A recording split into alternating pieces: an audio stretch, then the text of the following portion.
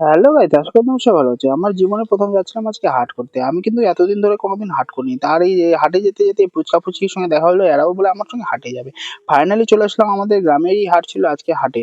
আর হাটে এসে সর্বপ্রথম আমি নিয়ে নিলাম এই দাদুটার দোকান থেকে 1 কিলো পেঁয়াজ আর 250 গ্রামের মতন রসুন।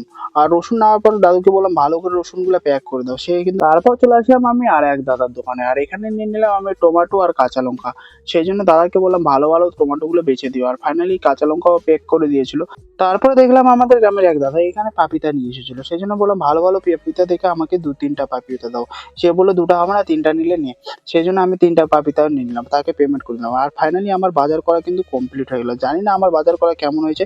সেই জন্য মা এদিকে বাজার করে এনে মাকে দেখাচ্ছিলাম। মা বললো কি এত বড় ছেলে এখনো বাজার করতে শিখিনি, এগুলো কি বাজার করছি। তারপরে এক অনুষ্ঠান বাড়িতে রাতে নিমন্ত্রণ ছিল, সেই জন্য চলে আসলাম। বন্ধুরা, তোমরা আমার ভিডিওগুলো দেখো কিন্তু ভিডিওতে লাইক কমেন্ট করো না, একটু লাইক কমেন্ট করে আমার পাশে থেকো, আমাকে একটু সাপোর্ট করো, আমারও মোটিভেট